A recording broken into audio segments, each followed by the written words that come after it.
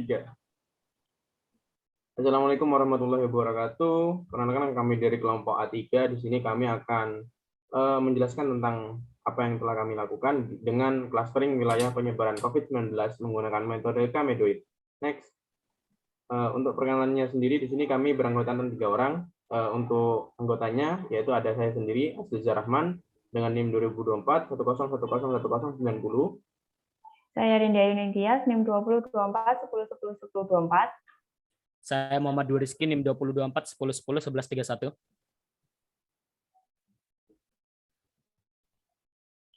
Jadi untuk yang pertama yaitu mengenai pendahuluan. Untuk pendahuluan yaitu latar belakang. Untuk latar belakangnya yaitu coronavirus disease 2019 itu adalah penyakit menular yang disebabkan oleh SARS-CoV-2.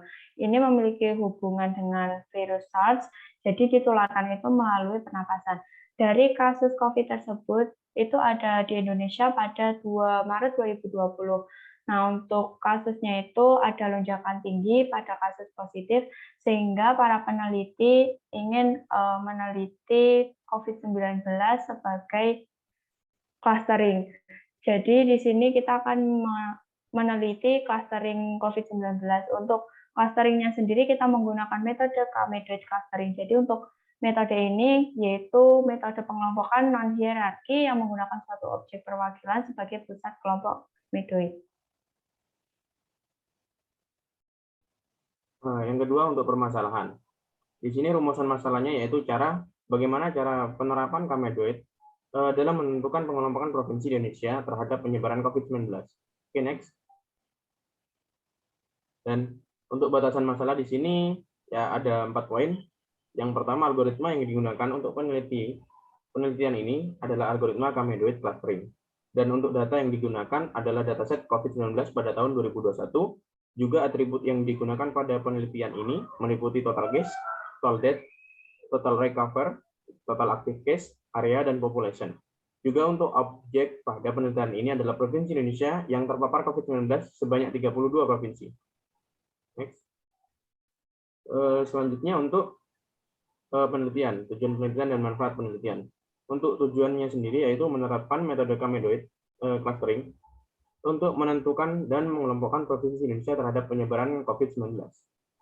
Di sini untuk tujuan manfaatnya yaitu bagi penulis sendiri, penelitian ini berguna untuk menambah wawasan mengenai data mining clustering, terutama dengan menggunakan algoritma Kamedoid beserta penerapannya. Juga bagi pihak lain, penelitian ini merupakan upaya untuk membantu masyarakat agar mengetahui kerawanan suatu provinsi yang terpapar COVID-19. Bagi pemerintah, penelitian ini merupakan upaya untuk membantu pemerintah guna mengambil tindakan pencegahan penularan ataupun perawatan terhadap pasien COVID-19.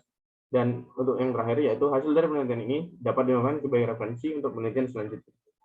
Next. Untuk tinjauan pustaka sendiri itu ada penelitian terdahulu. Untuk penelitian terdahulu yang pertama yaitu menggunakan judul komparasi algoritma Kamis dan Kamedoid untuk pengelompokan penyebaran COVID-19 di Indonesia pada tahun 2021 yang memiliki tujuan untuk mengelompokkan provinsi yang memiliki COVID-19 atau terjangkit COVID-19 dengan tingkat tinggi dan rendah di Indonesia dengan menggunakan metode Kamis dan Kamedoid.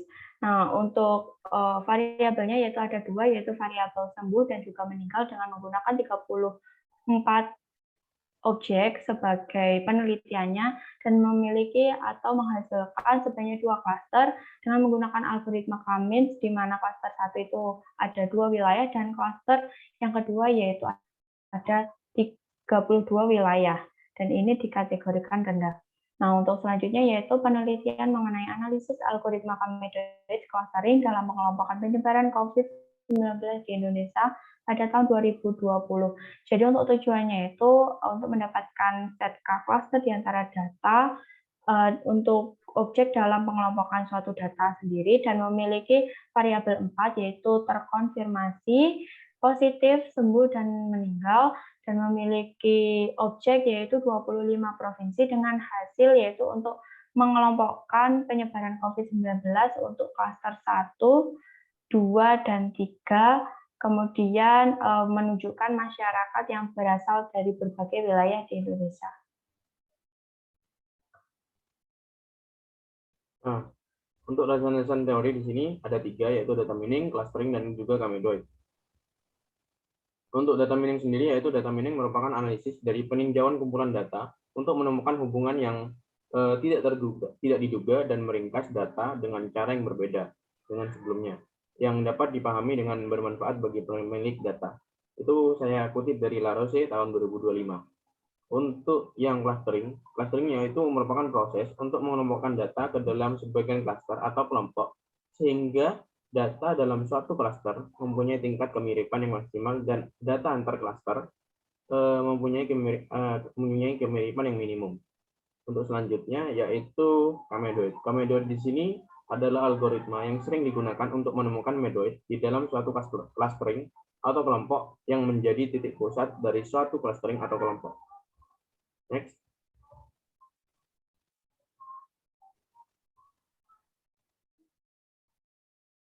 Untuk langkah-langkah algoritma Kamedoid-nya di sini, pertama kami menentukan atribut total cache, total death, total recover, total active cache, luas area, dan population yang nantinya akan menjadi acuan untuk melakukan pengolahan dari dataset COVID-19. Lalu yang kedua, melakukan pre-processing data. Yang ketiga yaitu cleaning data dengan menghapus data yang kosong atau tidak relevan. Yang keempat, transformasi data. Pada dataset COVID-19 ini data sudah numerik. Lalu yang selanjutnya nomor 5, kemudian masuk ke tahap normalisasi data. Di sini pertama kami mencari nilai min max-nya dulu, kemudian melakukan normalisasi data. Setelah mendapatkan data yang telah dinormalisasi, lalu menghitung secara manual. Lalu selanjutnya untuk yang nomor 6, untuk cara selanjutnya yaitu menentukan iterasi satunya. Untuk iterasi satunya di sini inisialisasi pusat klaster sebanyak K jumlah klaster atau tentukan K jumlah klaster yang diinginkan. Selanjutnya pilih secara acak medoid awal sebanyak K dari N data atau mengasumsikan bahwa jumlah klaster awal sebanyak 3 klaster.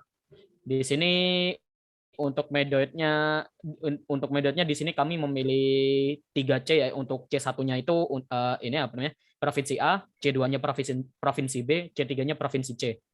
Lalu untuk selanjutnya cara selanjutnya yaitu hitung jarak masing-masing objek ke medoid sementara menggunakan rumus jarak Euclidean distance dengan persamaan DIJ atau jarak antar objek I dengan J, akar sigma P atau banyaknya variabel yang diamati K sama dengan 1, buka kurung XIK atau nilai objek I pada variabel ke K dikurangi XJK, nah nilai objek J pada variabel ke K tutup kurung pangkat 2.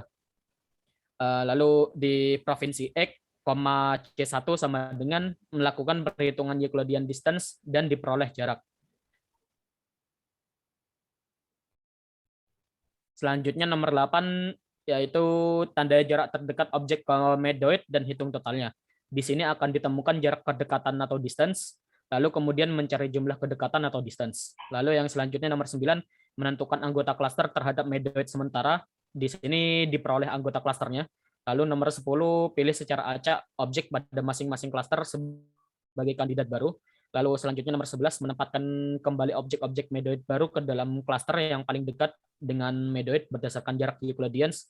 Selanjutnya nomor 12 yaitu hitung total simpangan S dengan menghitung total distance terbaru dikurangi total distance lama.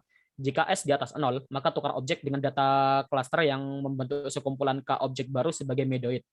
Lalu yang selanjutnya yang terakhir, ulangi langkah ke-6 sampai dengan langkah ke-10 sampai tidak terjadi perubahan medoid dan didapatkan klaster beserta anggota klaster masing-masing.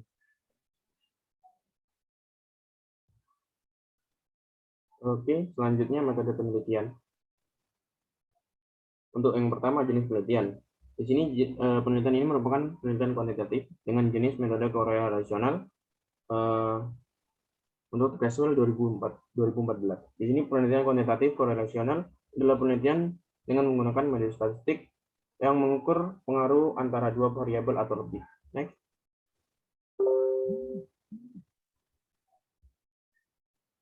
Untuk objek penelitian di sini menjadi sasaran penelitian kami adalah provinsi-provinsi yang ada di Indonesia, yaitu sebanyak 32 provinsi. Next. Selanjutnya yaitu tempat dan waktu penelitian. Penelitian dilakukan secara daring dan waktu penelitian kami dimulai pada bulan Mei 2022. Next.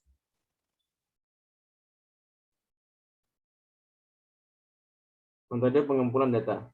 Untuk pengumpulan data, kami mencari berbagai referensi dari jurnal, skripsi, dan artikel yang berasal dari internet. Untuk data penelitian, kami mendapatkannya dari website Kaggle tentang dataset COVID 2019.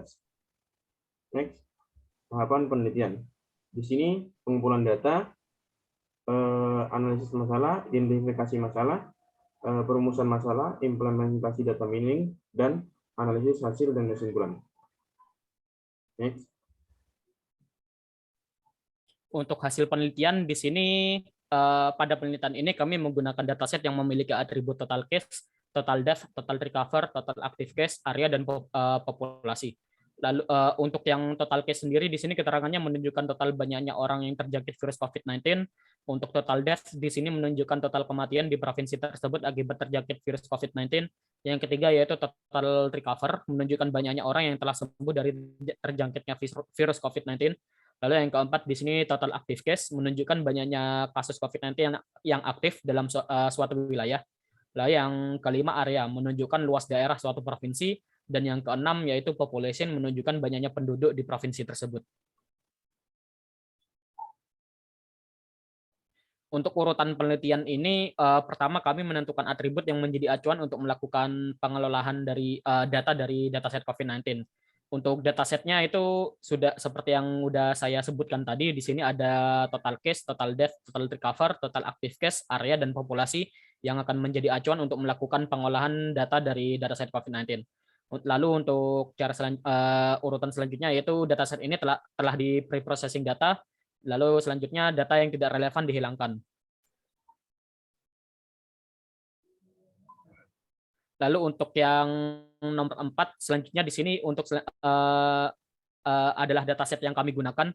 Saya ambil sebentar.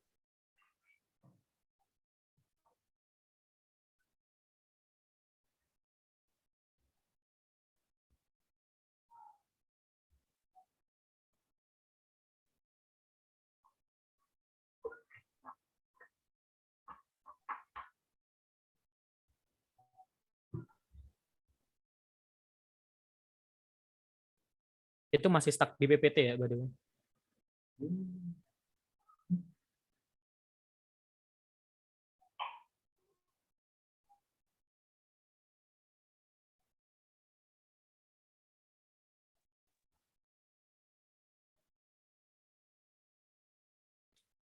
Ini untuk dataset yang kami gunakan.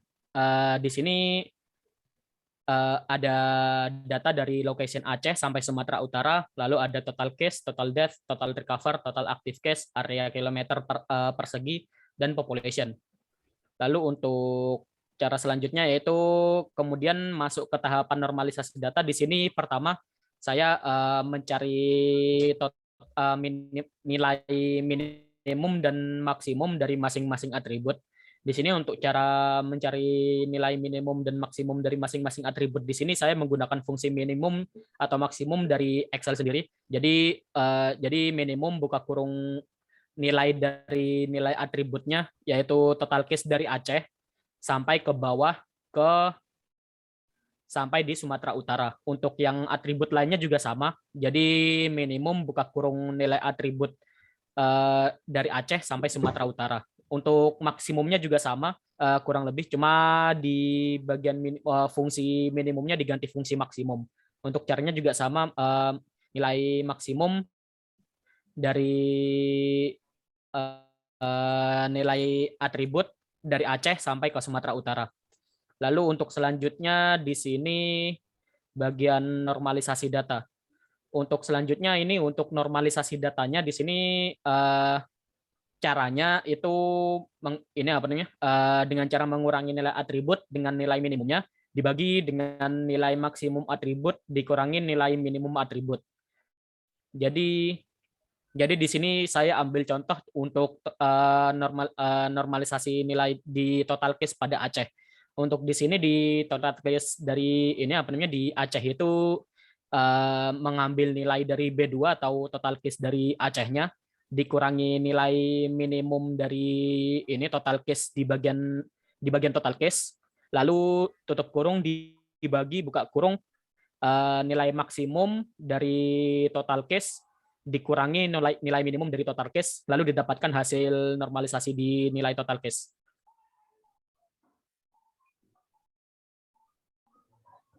Untuk selanjutnya, ini mengenai iterasi.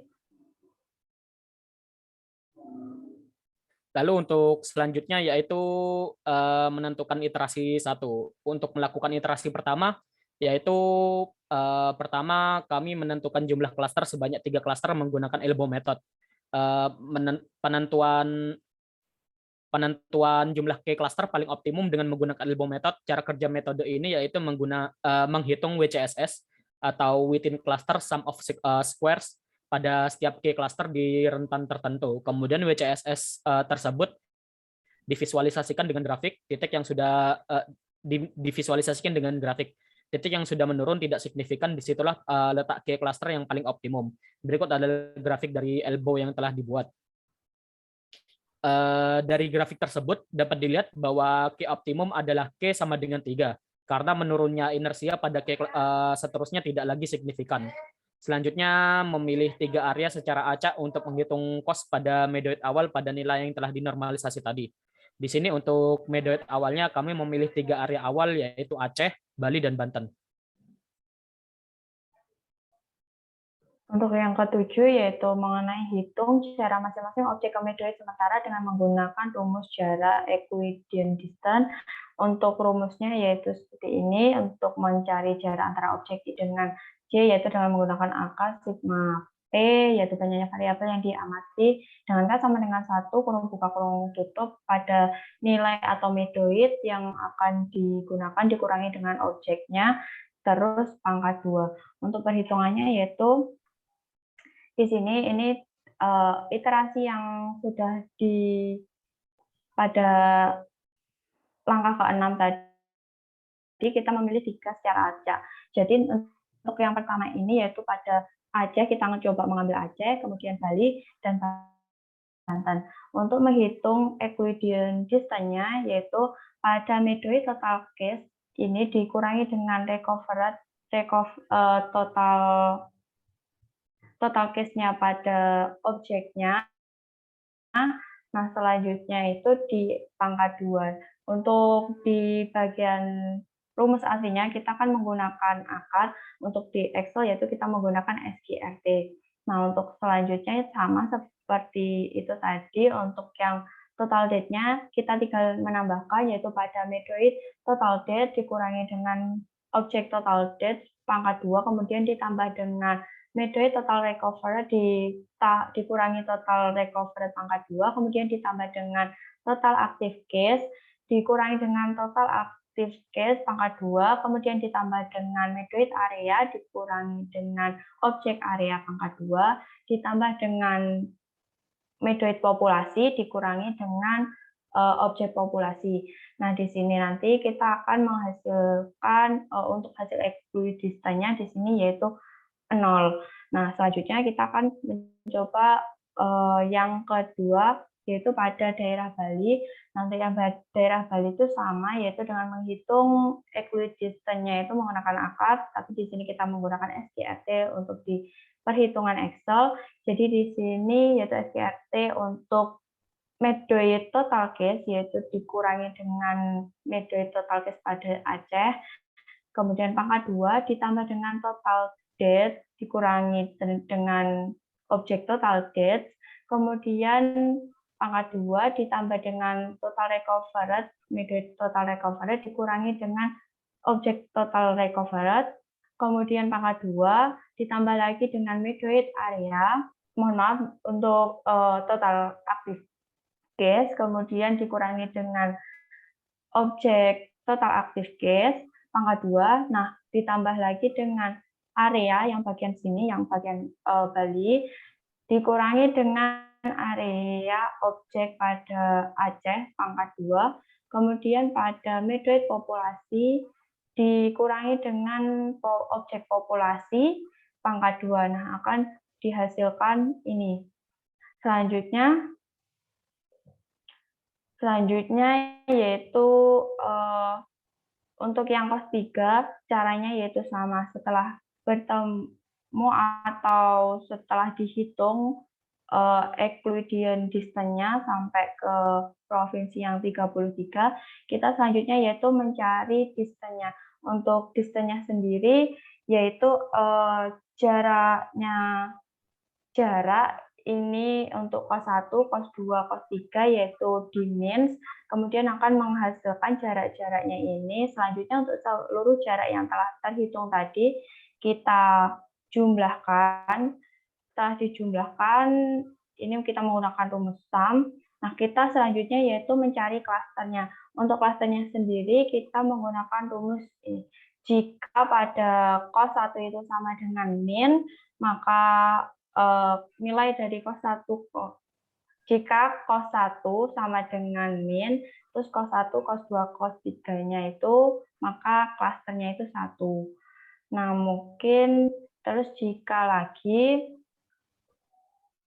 pada cos 2-nya itu sama dengan min dari cos 1, cos 2, cos 3, untuk nilai klasternya itu 2, dan jika cos 3 sama dengan min, maka cos 1, cos 2, cos 3-nya itu nanti nilainya 3. Nah, di sini nanti bakal muncul atau menghasilkan klaster 1, klaster 2, dan klaster 3.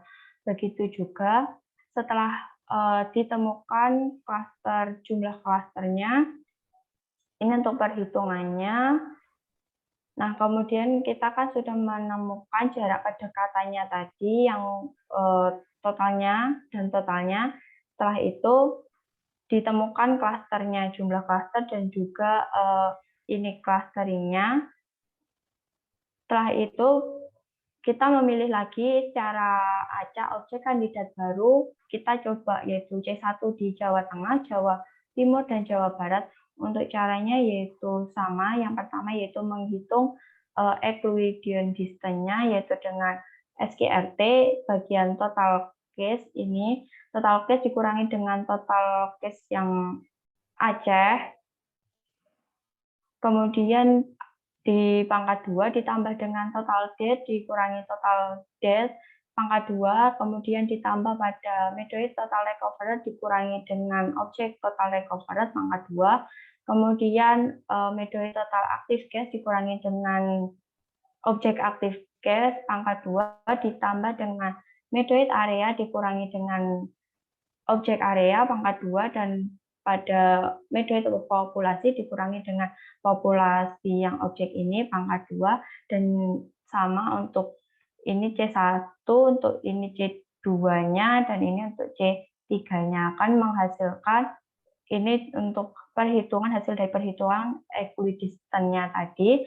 Nah, selanjutnya juga sama yaitu mencari jaraknya. Jaraknya tadi dengan menggunakan min untuk cos 1, cos 2, cos 3 akan ditemukan jarak. Setelah jaraknya ditemukan semua, kita menghitung jumlah distance-nya ini.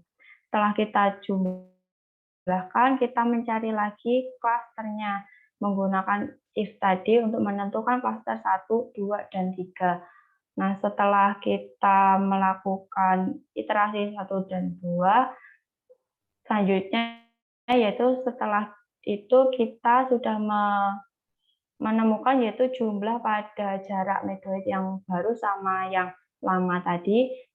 Seterusnya kita mencoba menghitung yaitu simpangannya, yaitu untuk total distance terbaru dikurangi dengan total distance lama. Jadi untuk yang terbarunya yaitu 12,144, seterusnya dikurangi dengan 6,844 seterusnya, dan ditemukan yaitu 5,30 seterusnya. Untuk nilai 5,30 itu yaitu lebih dari 0, jadi untuk proses klasternya sudah diberhentikan.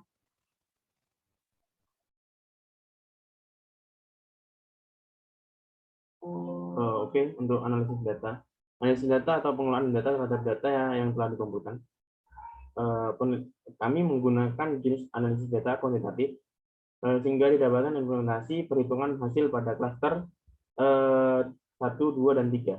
Di sini ada cos 1, cos 2, cos 3.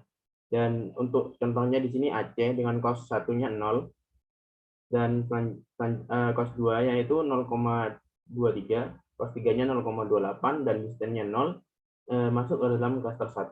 Di sini jumlah distannya yaitu 6,8. Next. Dan ini hasil dari analisis data kami. Sehingga kami bisa simpulkan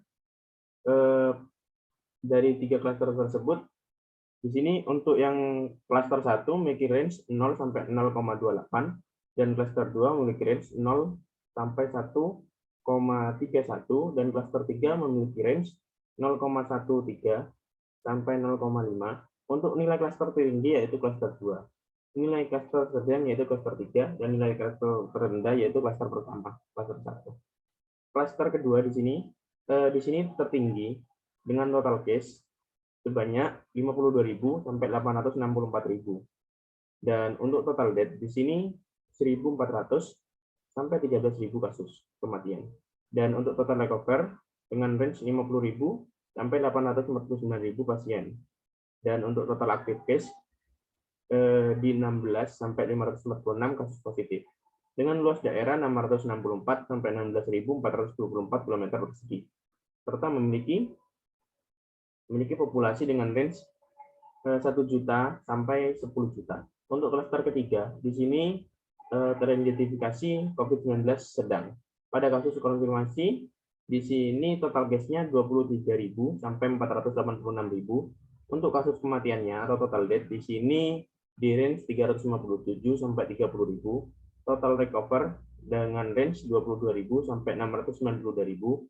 Active case di sini 51 sampai 1076 dan luas daerahnya di sini 32.000 sampai 319.000 km persegi dan memiliki populasi di 1 juta sampai 14 juta. Untuk klaster pertama di sini COVID-19 rendah dengan total case di sini kisaran 14.000 sampai 109.000. Untuk total death-nya di sini 261 sampai 3.071, total recover 12.000 sampai 107.000. Total active case di 6 sampai 160 kasus positif dan untuk luas daerahnya di sini 13.000 sampai 147.000 km persegi. Untuk populasinya di sini sekitar 648.000 sampai 9 juta. Next. Di sini untuk jadwal penelitiannya sendiri. Next. Next. Untuk jadwal penelitian sendiri di sini kami di minggu ke-1 di minggu ke-3 bulan Mei untuk dilakukan pengumpulan data. Di minggu 3 dan 4 di bulan Mei di sini ada sistem requirement. Untuk minggu ke-4 di sini kami menggunakan waktu untuk implementasi dan evaluasi. Dan untuk minggu ke-1 dan minggu ke-2 bulan Juni kami lakukan untuk pembuatan laporan. Dan minggu ke-2 bulan Juni kami lakukan juga buat untuk revisi. Next.